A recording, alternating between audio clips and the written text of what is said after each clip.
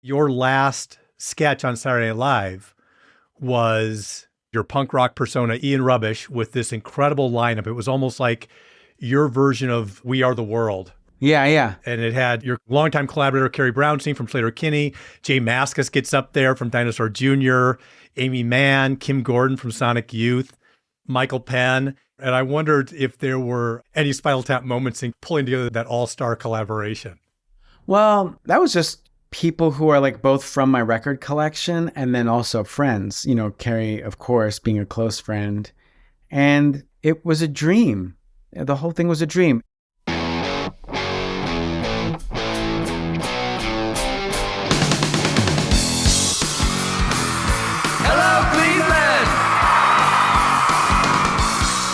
Turn your speakers up to 11 because it's time for Too Much Effing Perspective, the podcast that asks musicians and entertainers to relive their most Spinal Tap moments when nothing goes right and everything gets kind of weird. I'm your host, Alan Keller, a comedy writer in LA and former lead singer of the least heralded Chicago band, the Falling Wallendas. And I'm your co-host, Alex Hoffman, former tour manager for Radiohead and former lead singer of the least heralded Milwaukee band, the Vainglorious. Our guest today is Saturday Night Live legend and co-star of the hit IFC shows Portlandia and Documentary Now, Fred Armisen. Fred tells us about George Harrison dropping a Spinal Tap reference, his all-time favorite drummer joke, and how he narrowly escaped being run over by a car while filming a Portlandia sketch. So without further ado, let's go to the TMEP show. It really puts perspective on things, though, doesn't it? Not too much. There's too much Yeah, effing perspective now.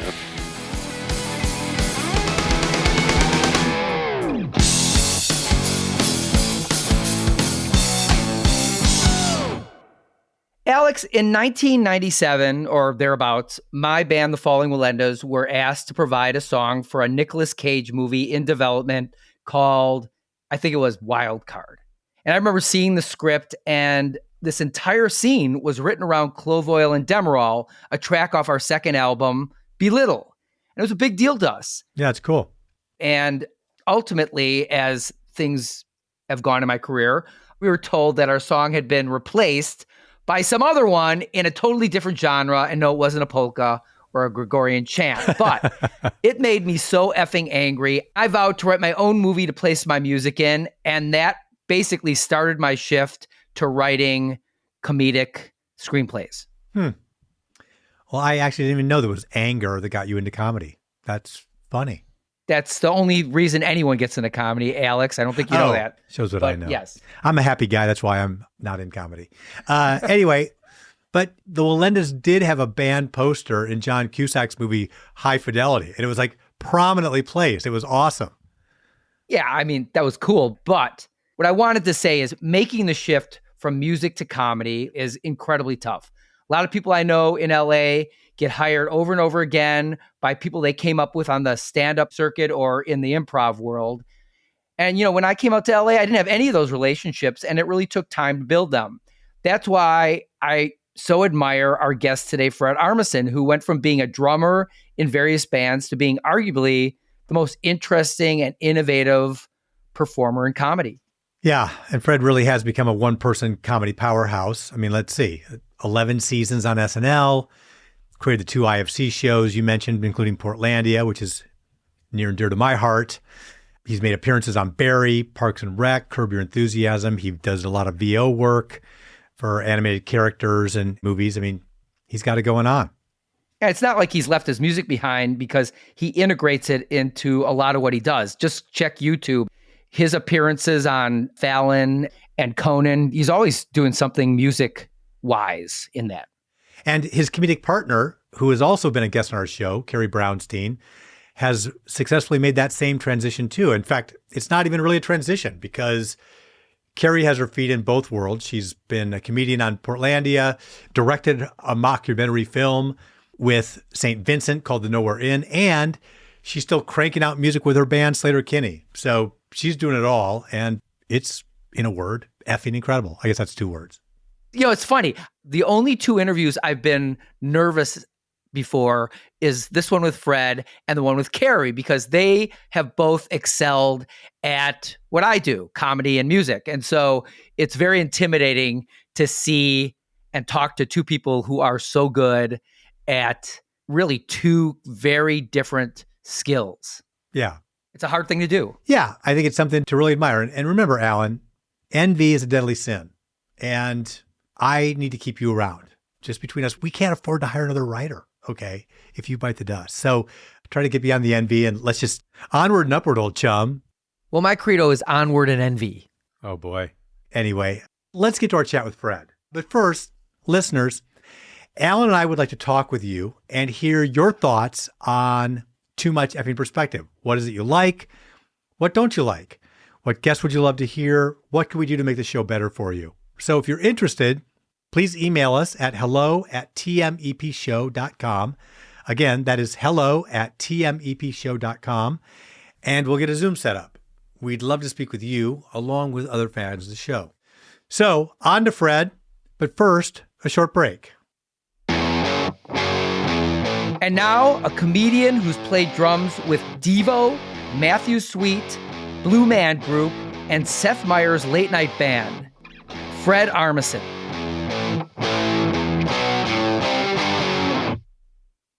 So, Fred, you are the perfect guest for our show. Why? Because you're a legit musician like the Spinal Tap guys, Christopher, Harry, and Michael. You're also a legit comedian like those guys. And you also have Documentary Now, which is a mockumentary fest. And in your repertoire of characters, you have rockers like Ian Rubbish, who I love, and what's the Blue Jean Committee? Blue Jean Committee, yeah, that's from Documentary Now. Got it. But yeah, it's like parodies of different types of bands. You're in this exact same space as Spinal Tap. So we'd like to know what your favorite scene in Spinal Tap is. And also give us your perspective of why Spinal Tap in particular resonates with musicians so strongly. Well, they somehow really, I don't know if it's from their experiences or what, but they really matched perfectly the experience of being in a band.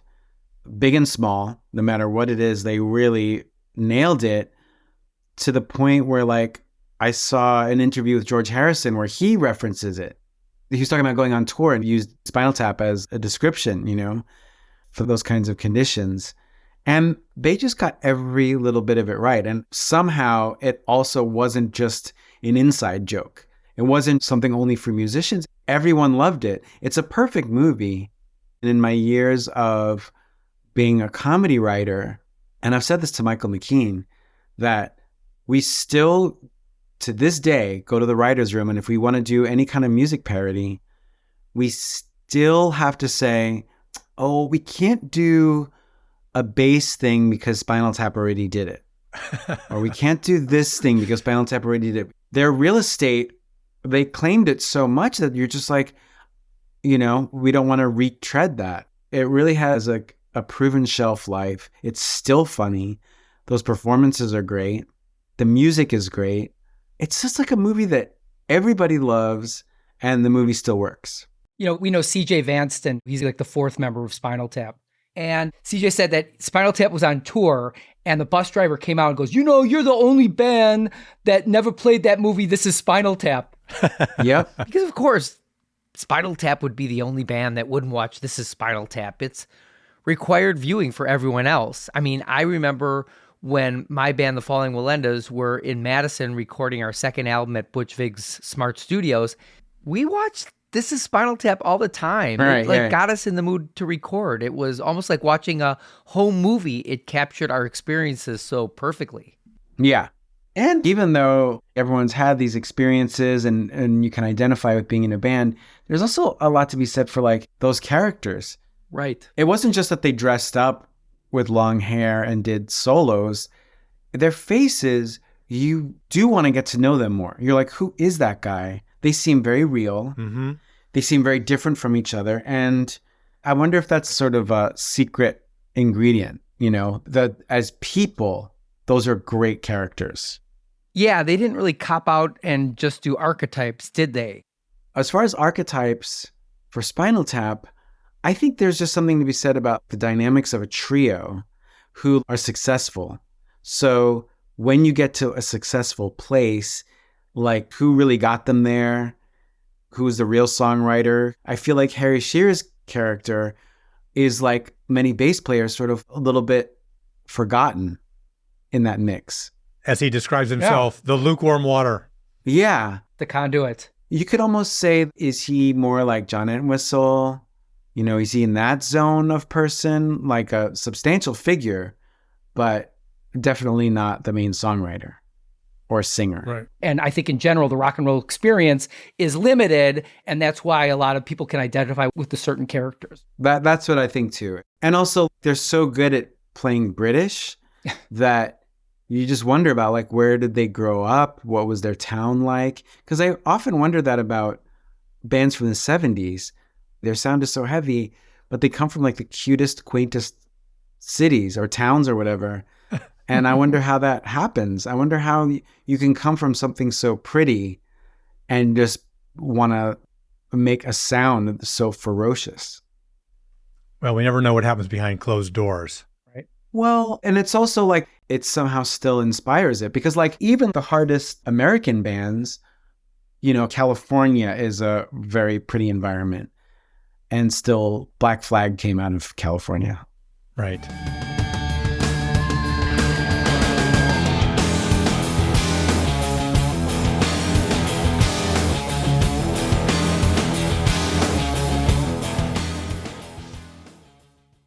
Fred, after all that talk about Spinal Tap, we did not hear what your favorite scene is from the film and why it resonates with you. Oh, what is my favorite scene from Spinal Tap? I think when they cut to them in the 60s on TV, you know, listen to what the flower people say. Right. Yeah. Yes. Like that, the way they depict TV appearances and the sound of the 60s and the earnestness in the lyrics is shocking. I think people have tried it and they think it's just like hippies with long hair, and it's like not as simple as that. And there's like people dancing, and it's like the set itself, whatever show they're supposed to be on, is so perfect. And just the way he's singing with such pure honesty and like really lecturing the audience is just so shocking. And the other thing is they didn't dress them up in long beards. I feel like the 60s looks less 60s than we think. So like the real 60s is the haircut he had. Like that weird, not quite a hippie yet. Oh my God. And then the sound of Nigel's guitar is like that sitar sound. It's just, I can't believe it. I think that moment when it cuts to it is my favorite part. Well, Christopher Guest is magnificent at detail. All his movies, you know, The Mighty Wind and Best in Show. I mean, it's all about the little things. He's so observant, you know? Yeah, he's a genius. Let's segue to musicianship, Fred. And you have played and you do play in so many situations. Your early band, Trenchmouth. You have played with Blue Man Group. You're the music director and drummer for Seth Meyers' band. And you played with Matthew Sweet on his album Modern Art, right back in, I think, 2011. Can you share a Spinal Tap moment from your drumming duties in one of your bands? Let's see. I've had so many. I remember in Trenchmouth, we'd show up and we're like, there's 5 bands and we're first at like 7 o'clock at night, just playing to nobody for no reason. Right. It's almost like, who is this a favor to? There's no one in this venue. No one's happy about it. We're not happy about it. No one's happy. It's just like playing for absolutely no reason. Yeah. Not money. It doesn't get the show started. It does absolutely nothing. So we've had a couple of those. You know, they look up at the marquee and they talk about their dressing rooms and stuff. There is a thing that happens in bands, even when things are going bad, you do kind of say like, well, we get a free meal, or at least they have a place for us to stay, which is kind of nice that at least musicians do like to kind of make it better and go like, well, you know, it could be worse. Yeah. And then there's like they have all their hope around their new album. And that's a weird thing too. Like when you're in a band, when you put out an album, at least in my case, it's not like, hey man, we're just going to keep going. It's all cool. Here's some little bit of more music. It feels like, hey, this album is going to get us to the next level. This is about to happen. Yeah. So we're going to tour and it's about to happen. This is going to do it.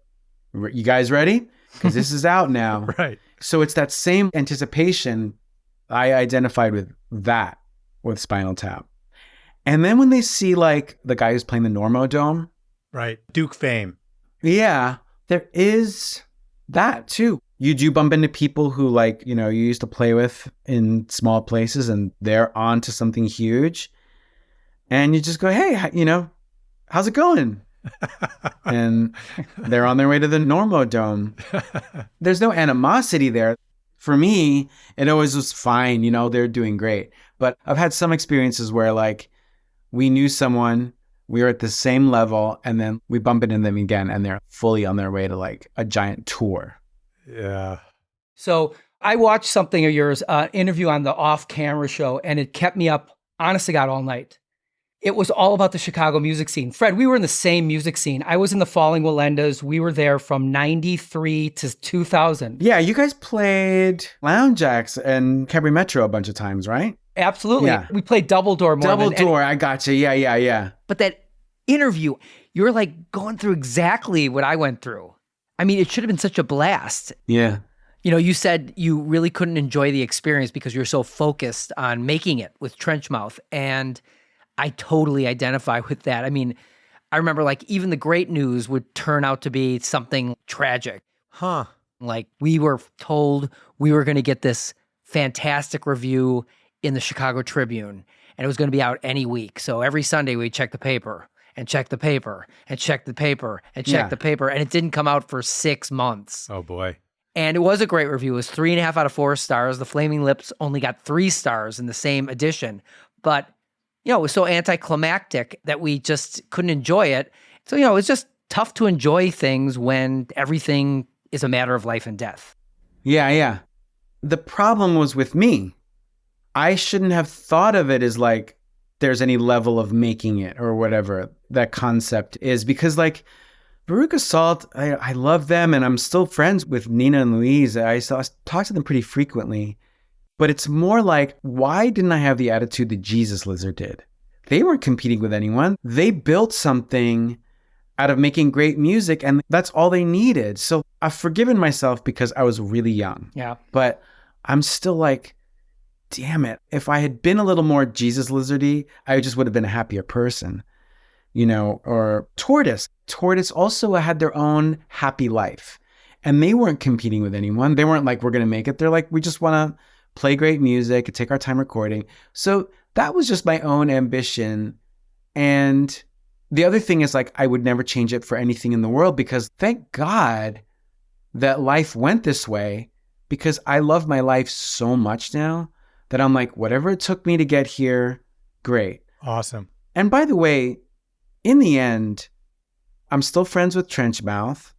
I'm still friends with all the bands that I envied, Smashing Pumpkins and Veruca Salt and and Tortoise, Jesus Lizard. So it actually, in the end, ended up okay. I'm like, well, I didn't do the things that the way I wanted them to be, but at least I still get to be friends with Steve Albini. At least he's in my life. And then great. It worked out okay, not in the way that I thought.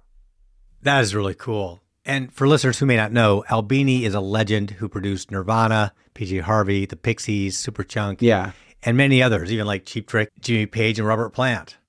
By the way, I wasn't disagreeing with you. I'm just saying that like, I'm trying to put it in a perspective of also forgiving myself that I was 25 years old. And when you're 25, there's no thought process. It's just, okay, we got to go on tour. We gotta get, you know, this. But you're not imagining it though. Take yourself back to that scene and how much competition there was. I remember like I was at some coffee shop in Wicker Park. You know, I said, promote your shows because there was a million shows, Elba Room, Lounge Acts, Beat Kitchen, Metro, Double Door, right? So I remember I gave my waitress a flyer. Hey, come see our band tonight. She goes, okay, come see my band Tuesday. And then the busboy came over. Honest guy goes, yeah, we're playing on Thursday. And I'm like, how'd you get a Thursday gig? The lucky thing is, you're talking about all these venues and all these bands. How lucky that we're in a city where there was a vibrant music scene. These are legit good bands. So it's not like you set out to destroy those bands. Okay, you were a little competitive, but how nice. So many great places to play. And I have yet in my whole life to experience a city with that many great recording studios. Right. Chicago had such a recording studio culture. I loved it. You saw CRC's gone now. Oh, really? That I didn't know. But I'm very happy that I got to experience the Chicago music scene, and how great that we were there at that time when there were these great studios and bands and venues. Fantastic. It was so much fun. And there was such an incestuous thing too, because I'll tell you something about Steve Albini, which was really funny. About 10 years ago, I get an email from his studio saying, hey, we have your master tapes. And I'm like, I never recorded with you guys. And so next time I went to Chicago, I went there and the Walendas put out an EP called Patty Cake, and they had the master. Wow. And I don't have a 2-inch, so I don't even know if someone recorded over it. I have no idea what's on this thing, but it was, wow, what a weird thing. I never figured it out. That's really strange.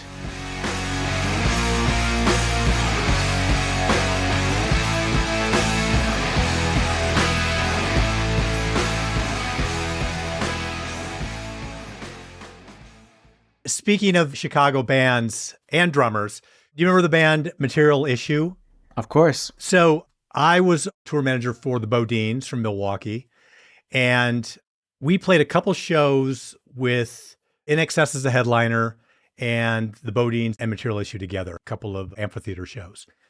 And one night when INXS was on stage playing, the Material Issue guys came to our dressing room. We were hanging out, and their drummer, Mike Zelenko, said, I've heard every drummer joke ever. There's nothing you can say that will hurt my feelings. Yeah. And I thought that was a great way just to put his armor up, since drummers get the piss taken from time to time. So I wondered, Fred, do you have a favorite joke about drummers? My favorite drummer joke is, what do you call someone who hangs out with musicians? A drummer. I like that one. I have one that's in that vein. What do you call a drummer with no girlfriend? Oh, homeless. Homeless. That's a good one. Well, okay, speaking of drummers from Chicago, I'm good friends with Matt Walker. Matt was the next drummer in the Pumpkins after Jimmy Chamberlain. Yeah. Red hair. And he was with Morrissey. Very friendly, really cool. Yes, and now he plays with Garbage. Well, then Matt said he was working at a bakery, and he said every time I go to Coffee Chicago, Fred would be there, and it was like being in a skit. Whoa. I said, we don't say skits, we say sketches. Yeah, either way. So first of all, I think you must have worked at a ton of Chicago's coffee shops, because you worked at Urbis Orbis, right? Yep. Okay, so I'm friends with Eddie Jemison, who said he worked with you at Java Jive. Yeah, I saw Eddie recently. So Eddie said that you would pretend he was deaf and sign orders to him. Wow.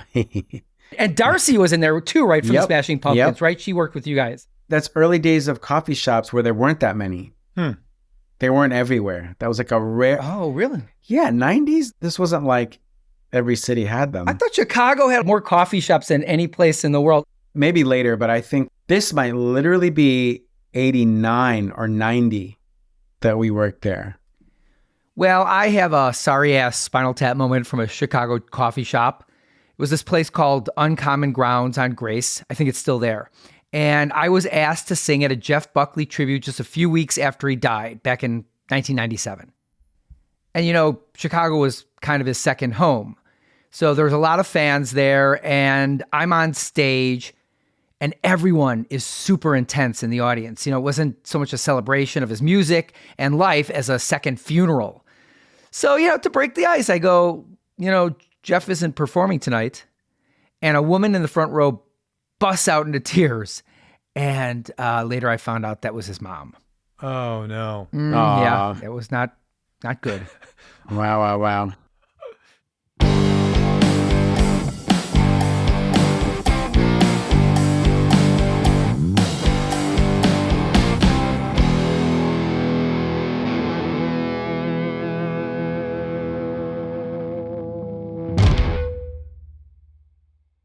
So I have a question for you. You kind of answered it, but I want to ask it again. Would you have sacrificed the wonderful career you've made already for Trenchmouth being like the next Radiohead? No, because first of all, I'm proud of the music we made, and I'm proud of the friendships that I made with that, and with Trenchmouth, and my experiences. So like, there's no part of it that I'm like, we should have been anything else. That's what it was meant to be. I got to see the world. We toured like crazy, and we got to play a lot. I got to drum a lot, and so there's nothing I would change. I'm grateful that we got to do as much as we did. Like, I can't look at it complaining that it wasn't enough. I'm like, no, people came to our shows. You know, we had a couple empty ones, but like, we played Minneapolis, we played around Wisconsin, even throughout California. I would say we played some shows and I'm like, that was an awesome, fun show, and I wouldn't trade it for anything. None of it is like, oh, that should have been bigger. No way. We played Jabberjaw in LA. Man, that was awesome. San Francisco. We had shows in Texas that were fantastic. We played Austin. We played Dallas. We opened for No Means No in Houston. Gosh, that was amazing. There's nothing I would switch out. I'm very happy with the way life turned out. Fair enough. My comedy career isn't at your level, so I have to basically say, would I sacrifice my wife and 2 children for The Falling Will End as being big? And my wife doesn't really know what the actual answer is because it changes from day to day. And I think, when it comes to SNL, you're on a live show in front of millions of people. And I think your Sgt. Pepper is the Californians, because it is absolutely, without a doubt, my favorite thing that Saturday Night Live has ever done. I brought us some tangerines. This guy was selling them on the off-ramp over by the 2. Devin? What are you doing here? If I have to laugh, I watch that, or Kristen Wiig with her baby hands. Yeah. So you're on live TV. It can't be perfect. You've got to have some incredible Spinal Tap moments. Oh, interesting. Spinal Tap moments with SNL. I would say that sometimes the scale of things, like, the Stonehenge thing, we didn't have a mistake like that. There was no mistake where it was like, we said it was this size, but like, in your mind, the scale of the set is bigger in your head. You're just like, if I'm doing this kind of a sketch, you picture like this gigantic looking ballroom. And then when you finally watch it, you're like, no, it's a sketch show. And the walls are this big, and the tables are this big. So broaden your perspective of what a Spinal Tap moment is into something that just may not have been funny when it happened, but is hysterical in retrospect. Like an unexpected curveball. I mean, you could even call it a blooper. Wow, that's a tough one. Really? Is it that well run that you guys are just clicking it off perfectly every time? It's not that things would go wrong. Here's a 1-to-1. The part where Nigel's complaining about his sandwich backstage. Yeah. I remember I'd order food. A PA or someone's got to go get your food. And the salad comes back and you're like, no, I'm allergic to avocado. I can't. I said no avocado. So you don't yell at anyone, but like in your head, you're like, how on earth? This is so insulting to my day. This is my lunch. And that is a moment, I think, that's a little bit like, you actually do start to focus on things that are like, buddy, you're okay. You could just go get another lunch. That's where you're like, I was so specific. Usually you're not mad at the PA, you're mad at the restaurant or where you ordered from. Like, it says no avocado. Those idiots. And it's just, calm down. I got to be honest with you, Fred. It was that kind of stuff that made me stop tour managing. I really liked being on the road. I loved being at a show every night. And the truth of the matter is, if I look back on my years of tour managing with Radiohead, with the Bodines, with PJ Harvey, with the Samples, with the Chills from New Zealand, others, it's like, there were many more good days than bad days. It was a great job to have at a certain age, right? But as I've said on the show before, I had this feeling like I was just taking shit from prima donnas because, again, the avocados showed up on the salad. There were olives, black olives on the pizza. And it was just like, I had a hard time with that. I was also responsible for collecting all the money from the promoter and make sure I was negotiating a good deal on behalf of my artist. Yeah. And they were getting paid every penny. That felt really important to me. And to come back after a hard settlement and say, Alex, there's black olives on the pizza. It's like, okay, maybe I need to look for another line of work. Yeah. In their defense, touring can be so boring that there's nothing to focus on. You're just like, you have 3 hours in between when you get there and then when you go on stage. Yeah. You can't really leave. So what are you looking at? You're just like looking at a pizza and you're just like, how can I make this unpleasant? Well, Butch Vig told us that when you go on tour, your IQ immediately drops 20 points. Mm-hmm. So they have just sort of accepted that as a truism Yeah, right. in garbage. And I think everything's kind of filtered through that. Yep. Well, going back to SNL for a second, I read that some performances that you saw that were so inspiring to you are very similar to mine. Devo on Fridays, Blondie on SNL, and Talking Heads on Letterman. This is my Talking Heads Fear of Music tattoo on my arm. Oh, I love it. I would like to add Captain Beefheart doing Hothead Fantastic. in 1980. Agreed. Yep. And Elvis Costello, obviously Radio, the thing that sort of got him banned, but not really. And I got to meet Elvis for the first time. His first 5 albums to me are just the most perfect 5 albums anyone's ever come out of the chute with, you know. And then one more is Bowie on SNL with Klaus Nomi. What a dream. It's such a cool thing. So good. Yeah. And also, you know, I've read your favorite albums. I love that you love Ram. Yep. McCartney's Ram. I think Admiral Halsey is probably the most Beatles, post-Beatles song ever, right? Sure. My bandmates from the Falling Willendas, they end up joining Brian Wilson after we quit. So they toured all with Brian Wilson, and McCartney was always at shows because he loves Brian so much. And it was just great to hear that he's like the Keanu Reeves of music. You know? Oh, yeah. Yeah. Have you met him? Oh, yeah. And he was absolutely nice and relaxed and makes everyone around him relaxed. That's so great. And anyone who's nervous, he really puts everyone at ease, which is really nice. If anyone has the right to be a prima donna, it's McCartney. And to hear that he's like got 5 minutes for the cleaning staff. A friend of mine is a Gary Anthony Williams. He's a brilliant improviser. Gary was asked to be at a read-through. So he goes there when it's like all A-list people. And he had to sign an NDA and he didn't know who it was for. And the person who's orchestrating it is 10 minutes late. It's McCartney. Comes in and Gary goes, I'm black. I don't care about the Beatles. They're just white people's music to me. But after being with him for 10 minutes, I understood why everyone's a Beatles fan. Yeah. That story tracks. That sounds right.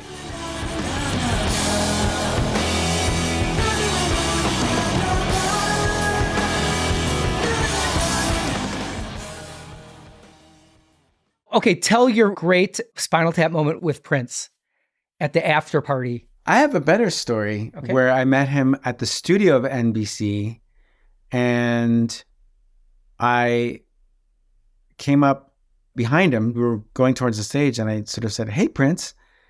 And he turned around and he was friendly, but also instantly charismatic. He is so completely Prince and has so much charisma that the whole room, and not just because he's famous, I think it's just that there's something about him where the whole room was like, just really gravitated towards him. And he was like the center of the room.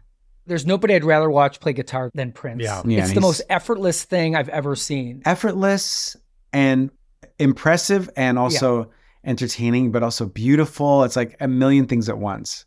I saw him perform in Washington, D.C. at one point. He did basically a 3-hour medley.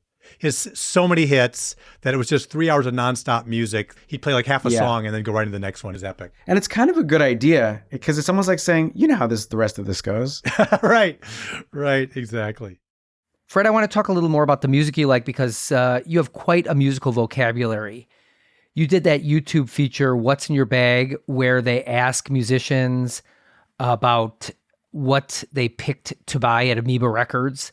And your choices were so esoteric. The only one I even heard of was the Turtles because they sang Happy together. And, you know, it reminded me of the days when I worked at the Chicago Reader where everyone's taste is so arcane and they're so critical. And you could get in a fight with someone about Captain Beefheart because, well, He has a song, Dachau Blues, and Dachau is such a typical concentration camp. If the MC5 did it, they'd have definitely picked something more esoteric like Mauthausen. So anyway, what fringy stuff are you listening to today? There's a band called Wild Nothing who just put an album out. Okay. And I'm really, really loving Wild Nothing. All right. They've been around a while. They're not brand new, but they just put out an album recently, but they're great. I will look them up. Thank you. Fred, as we wrap up here, Gretchen, our producer, and I are both in Portland, so we would be remiss not to mention Portlandia. And when Carrie Brownstein... I think that's how I got connected to you because of Corin from Sleater Kinney. Right, yeah. She's the one who connected us, yeah. That's right, Fred. Yeah, Corin's a family friend, and she and Carrie were early guests on our show. And so that's what I wanted to bring up, was they shared obviously a bunch of great Sleater Kinney stories, but I also asked Carrie about Portlandia, and she told us about one sketch in particular. Let's listen. Fred once pissed me off so much in a scene because he was playing a terrible driver, and I had to sit with him as a terrible driver, and there's just an involuntary reaction when someone's like slamming on the brakes. Like, even if you love them, you're like, I hate you. Like, I'm so angry right now. So anyway, after that, I always drove in any sketch. And I pull into the driveway, and then we're supposed to run out, and I didn't put it in park. So we're running out, and Fred went around the back of the car as the car is rolling down the driveway. It was so scary. And someone actually, a very valiant crew member, jumped in and stopped the car. That was not just Spinal Tap moment, but so horrifying. That was a near-death experience for Fred that I would have caused. Yes. What do you remember about that? I forgot about that. I remember the moment after where, like when you realize something very dramatic just happened, that silence after, like, hey, if he hadn't done that, that car would have rolled down the driveway. It's almost like watching a scene from an action movie or something. And there was like this sort of like, phew, that we really avoided a catastrophe, a true catastrophe. And shooting Portlandia was like my favorite thing in my life. I loved it so much. And the one thing I'm kind of grateful for is that we never had a car accident. Just because, like, there's pedestrians everywhere. We shot out in the street, a lot of people on bicycles. Yeah. And when you're shooting a scene, we really drove. And I'm a little bit like, thank God that there were no accidents. Right. Because I'm just like, it's not a controlled environment. It's not like shooting in a backlot in Hollywood. We were really out there. It was a low budget show. So I'm just so glad for all our, because, you're wearing wigs and costumes and stuff. You're not fully engaged as a driver. You got lines. So I'm just glad that was the height of car mishaps that we had. Yeah, that's great. So you're glad that you didn't kill anyone, that Portlandia ended before you killed somebody. Is that what you're saying? Even if we had damaged a storefront, if we had, scraped a bicycle, anything, I'm just so glad it didn't happen. Yeah. I had a vegan cheese company here with my wife, and we quit after 3 years, and we're like, God, I'm glad I got it before I killed somebody, because it was such a wild recipe. It's like sometimes it's good to quit when you're ahead. Yeah. Something could happen. When you don't have manslaughter charges. Yeah. Yeah. Well, the one time you and I met in person, Fred, was at the Clinton Street block party, and you were there watching a friend of yours band, and I was with my twin daughters who are now 16, but were like 4 at the time. So I brought them over and said hello and mentioned to you that I'd known Chris Farley back in the Wisconsin days. Wow. And I said, are you here doing research for the show? And you said, no, I'm just here with my friend. And when that band stopped, you immediately jumped on stage and started roading, bucking the drum set off stage and all this kind of stuff. And I'm like, there's a good friend to have. That's a good friend. That's a good friend for damn sure. Exactly. Somebody will buck your gear.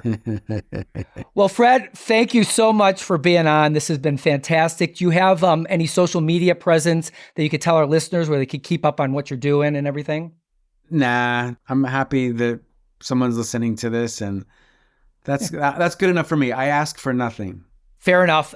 We're from Milwaukee, Alex and I. That's where we met. I love Milwaukee. That art museum is fantastic. Isn't it fantastic? I've ever been to. It's amazing. One of the best I've ever been to. Liberace is from Milwaukee. Do you know that? I didn't know that. You didn't know that? Yeah, he's from Milwaukee. And my band before Falling Millennials was Women's Liberace. Wow. That was like 87 to 89 or 90. Good name. Liberace was great. What a legend. He was great. Thank you so much, Fred. Thank you. And tap into America.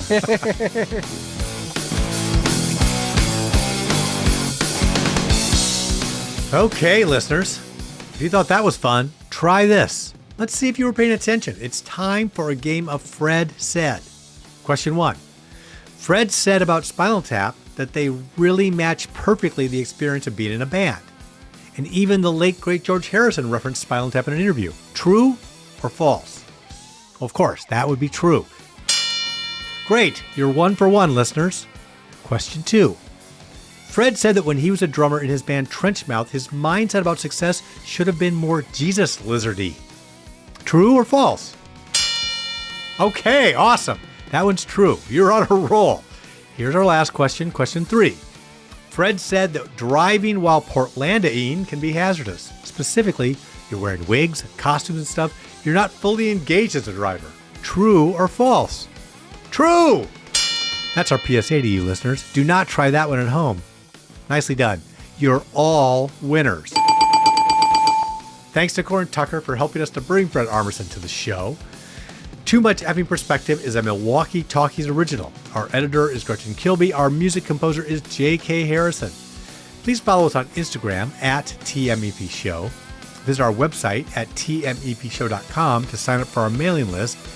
And find our other episodes featuring rock stars, comedians, and entertainment luminaries whose bizarro stories we enjoy and we think you will too on Apple Podcasts, Spotify, CastBox, or wherever you listen. Although it would be as great as having armadillos in our trousers, this podcast is not affiliated with This Is Spinal Tap, and no person or entity connected with the film has sponsored or endorsed its content. The podcast is not affiliated, sponsored, or licensed by Authorized Spinal Tap LLC or Century of Progress Productions.